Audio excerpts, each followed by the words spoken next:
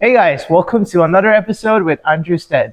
So today we're going to be talking about mental health. So Andrew, today's world is just filling with all these issues. There's wars brewing, and then late stage capitalism that we're living through. Poverty is on the rise. Almost all the countries are in economic debt, and like the future is looking really bleak right now. And you can see why more and more people are going into depression and having issues with their mental health. So, what are some ways that you think people can cope with this world that we live in right now?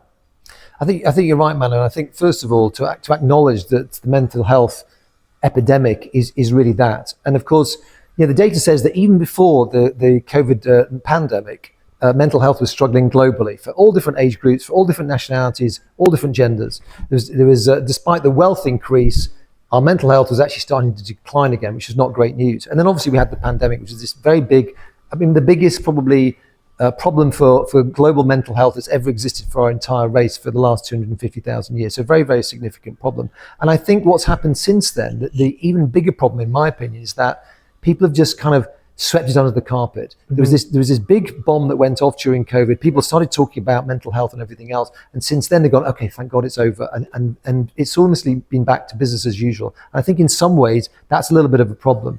I think the people have been, the underlying fears, the underlying problems are still there, and they're getting worse. As you say, we've got wars now. We've got different types of more volatile governments, even in the less volatile nations and so on. And so I think people's anxiety is gently creeping up again. People's burnout at work and stress at work is going through the roof, and all the statistics are getting worse. And yet at the same time, as I say, largely leaders and individuals are sort of saying it's business as usual. Well, I disagree with that. I think that there's a real need for people to start addressing these problems fairly and squarely. The positive from the pandemic was the fact that for the first time in global history, mental health was squarely on the table. When I started doing this work 15 years ago, conversations about well-being or about happiness or about resilience were very few and far between, especially in the workplace. And nowadays, you can't have a conversation with a leader without that being part of the remit. So I think that's a very big positive. It's just that the activity that's followed through has been slight. I think we need to just refocus. It's not the end of the world. We know that there's some global problems that we have to deal with, but we need to look at our mental health and say, okay, how do we do that in our organizations, in our communities, in our nations as a whole, and start attending to it step by step. That makes a lot of sense. But I also feel like COVID was more of a catalyst as well. Like it showed the issues that were already brewing in our societies, but also it wasn't the best situation because it left a lot of people in worse off situations, and it increased, the wealth gap. I think the billionaires made billions of dollars during the COVID pandemic, and I think almost all the politicians made a lot of money, but the regular folk, they had their savings wiped away, and the support that they got from most governments was scarce. And it was just entire years that was wasted, and it's even worse off for the people who weren't able to travel and move out of the country that they were in, especially China and, less developed nations where they basically had to stay at home the whole time. So it basically showed like the huge inequalities in the world as well, because it showed that, okay, people with wealth and resources could, live their life in luxury. They had food delivered to them. They didn't have to worry about stuff. But, the regular folk, I remember that people had to go out to buy groceries and they were getting beaten up by the cops because there was a curfew. Well, what are you supposed to do? You can't live without groceries, and it's not feasible for everyone to order groceries online or stuff like that, right? It's kind of weird. It kind of showed these inequalities, but it's also weird how quickly we forget all the stuff that actually turned up. Like even with the environmental stuff, do you remember that it was COVID? It was the first time during COVID that dolphins came back to Venice.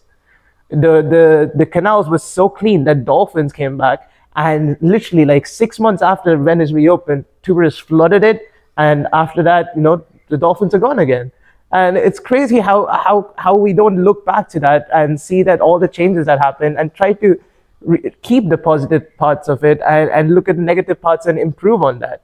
It's crazy how quick our attention spans are. It just vanishes. Any thoughts on this?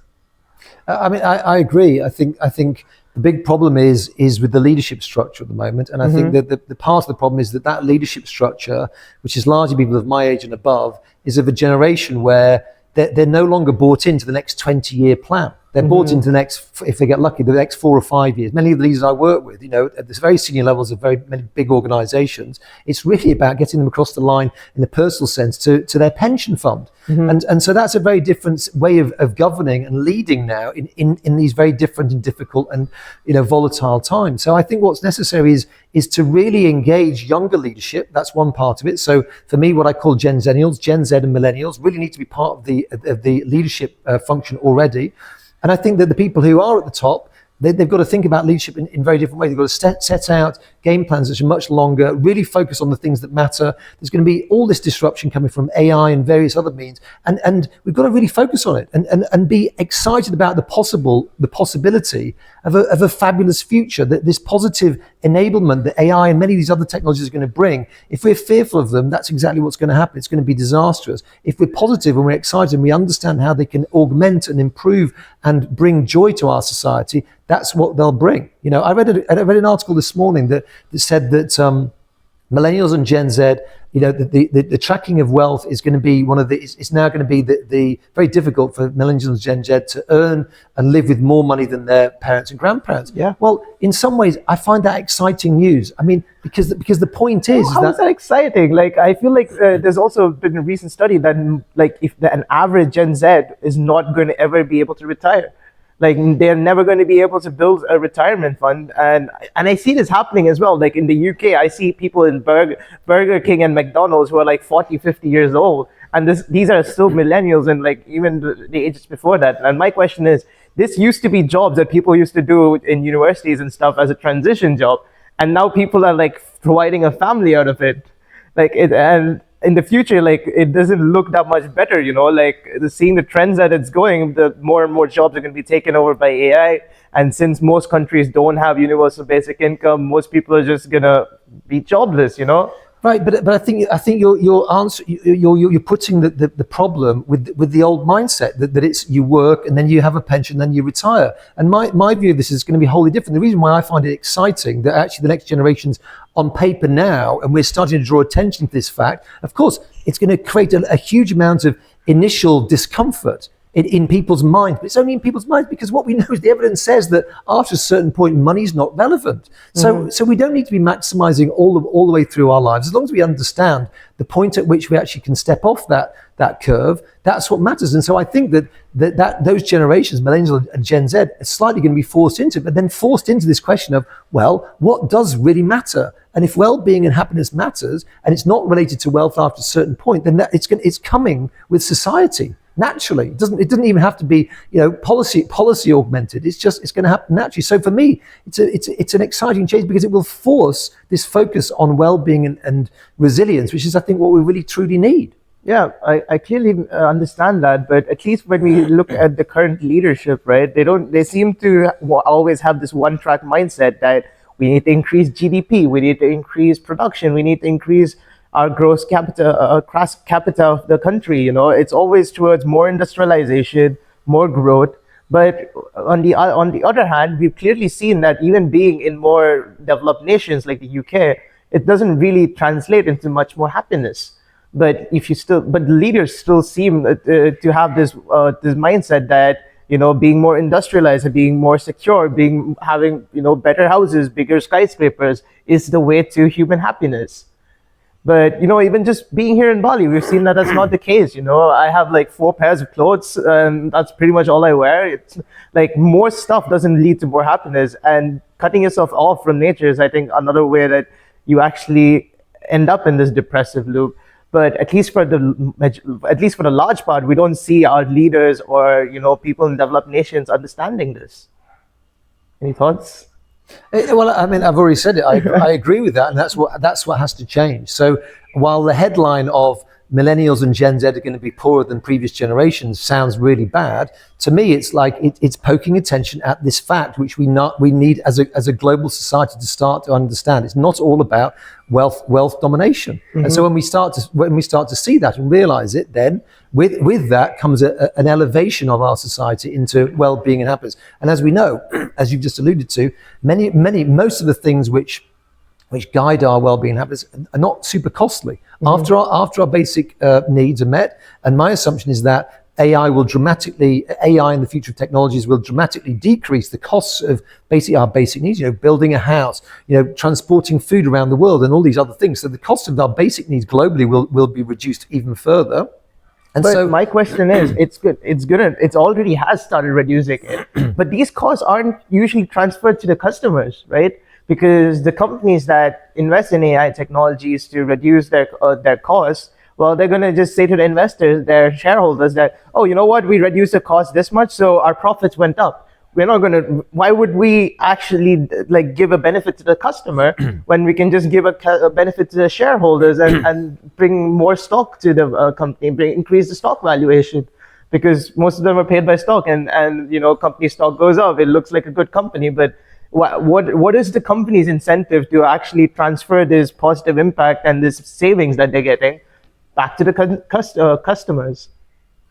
Yeah, well, I mean, the moment we get, that's why we're going through this transition. But if I look at the big picture 20 years out, this fact that actually these generations are going to be poorer, I don't think is going to be a bad thing. I think you mentioned universal basic income. That's coming. It doesn't exist at the moment, really, truthfully. Yeah. It's coming, and so all these different ways. But I think we've got to frame that global optimistic outlook in order to be able to get there. And we've got some of the pointers, but we need to start to adjust little by little so that we can get there in that time frame. Otherwise, it will be a mess, and it'll become even more divisive. It'll become even more unequal. It'll become even more problematic. Mental health problems will continue to rise. If we say, hang on a second, we've got these fabulous technologies which are going to reduce the costs, improve our processes for all these millions of things around the world. Yes, there's going to be this big problem initially about job and job security, but we can see that coming. You and I sat on the sofa in Bali. We can see that coming in the next 10 to 20 years. So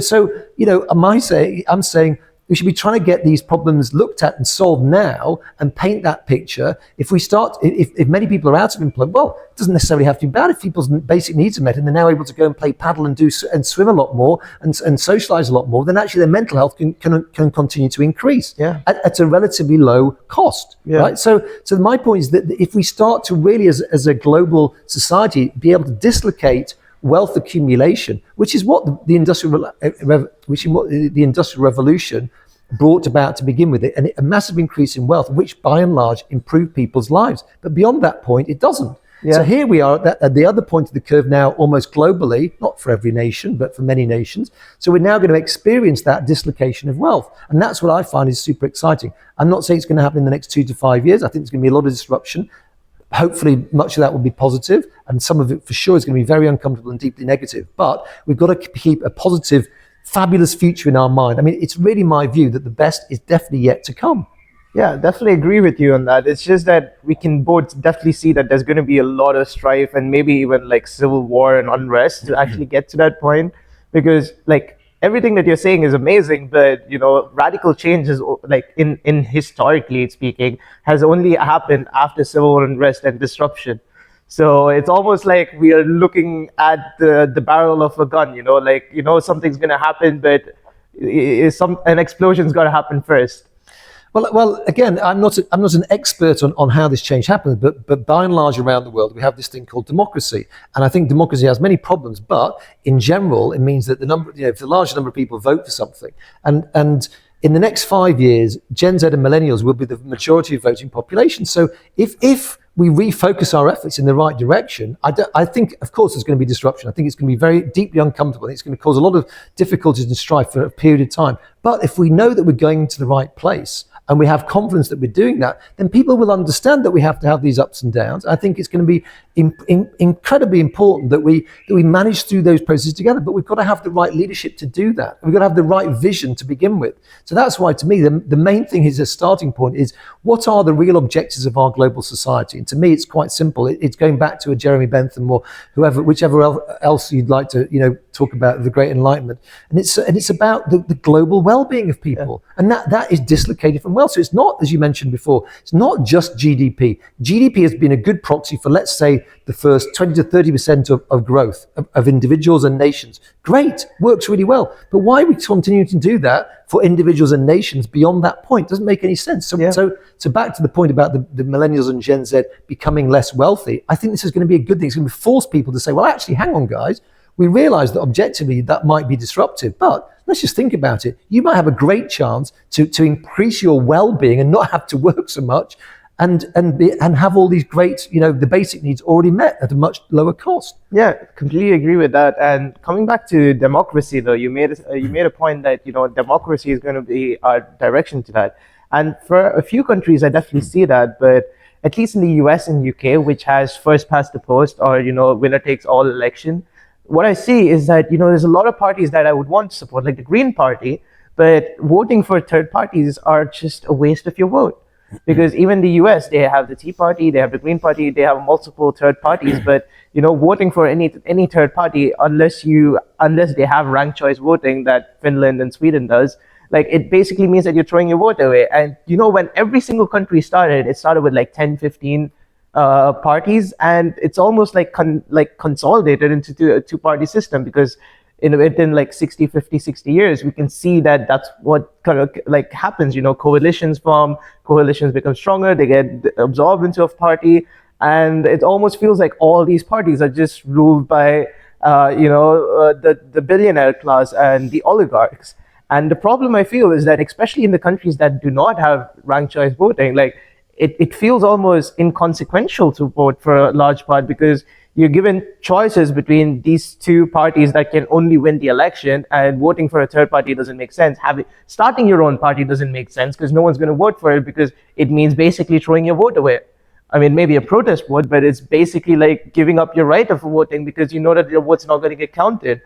And it just feels like the entire political system in most countries, at least, have devolved into a form where it's just choosing the better of two evils. And even the party that loses knows for a fact that it's still going to win in the next election once you get tired of this, because there is no alternative to it.